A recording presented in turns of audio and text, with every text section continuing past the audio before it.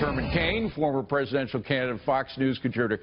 Great to see you, Herman. Thanks for showing up for us. Appreciate it. Thank you, David. Let's deal first of all with what I think is a big misstatement about this executive order, that it is a Muslim ban. John Kelly, our new head of Homeland Security, a four-star general from the Marine Corps, really sound guy. He spoke to that point today in his press conference. Let's play a bit of that.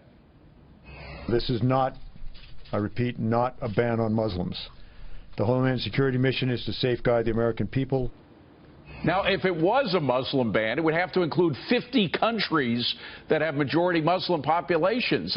Frankly, I believe the general more than the media on that. I do too. And that's the first lie. And I'm just going to call it what it is.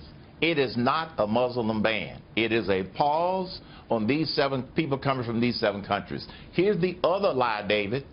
When Elizabeth Warren and other Democrats say it is illegal, that's another lie. So you take 2 lies, and the liberal media has gone from being irresponsible in their reporting to irrational.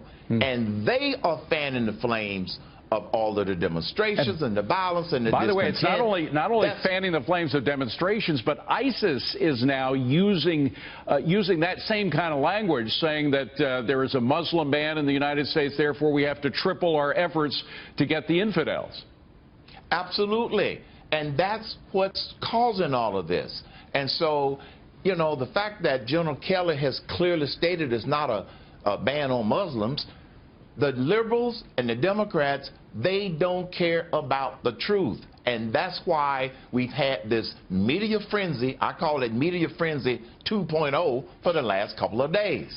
The only thing is, tonight at 8 o'clock Eastern, maybe they'll move on to something else to try and create a media frenzy. Well, and that's very unfortunate. Do you think they'll leave it when Donald Trump announces his Supreme Court nominee? Will they leave the immigration thing behind and just focus on that? Or because it's hard for the media to focus on more than one thing at a time.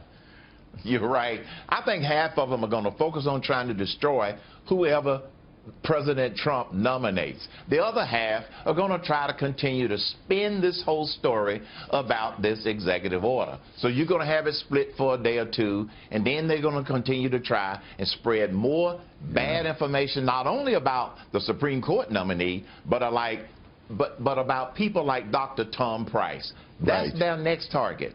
And the reason is he is a threat to them.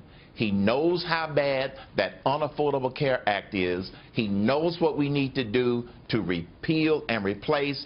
That's what they are afraid of the most. That's why they're going to go after him as hard as they go after the Supreme Court nominee. But they have no chance. I mean, for those particular nominations, they have no chance to block them, right? So what? I mean, eventually, if their words have no consequences at all, aren't they discounted by the public? Yes. They are trying to put on a good show such that at the end of the day, David, they can say, well, we put up a good fight. You know, that's the message that they're trying to send.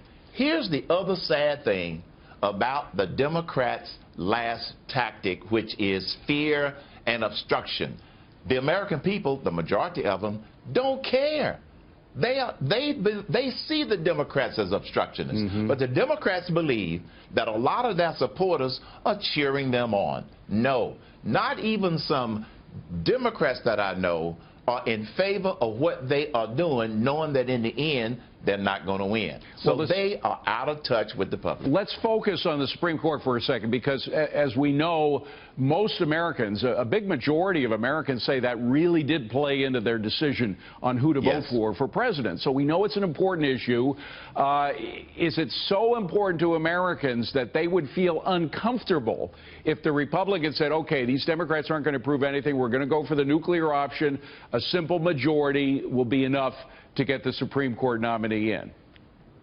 I believe that the majority of the American people who voted for Donald Trump on this single issue, although I think that they voted for him for a lot of issues, they would be perfectly fine if you have to use the nuclear option. Now, here's the win-win for the conservatives and the Republicans. The two that Shannon Breen talked about earlier, either one the conservatives and Republicans would be cheering that nomination on.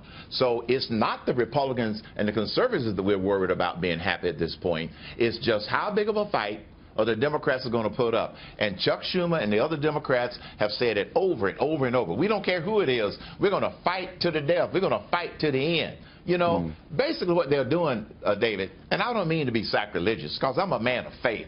If they had put up somebody who died on the cross 2,000 years ago, they'd still fight it. And they think that we care, and we simply, the majority of the people, don't care. But don't the majority of the people want at least a couple of Democrats voting for this nominee? It's a very important position. It's a position for life. Quickly. It would be good for those Democrats that vote to support the nominee. And I can tell you this, I hear it from my folk all the time that listen to my show. Those Democrats that vote against the nominee for no clear, apparent reason other than party politics, people are going to remember when they are up for election in 2018. Yeah, it's coming up quickly. Herman Cain, thank you very much. Great to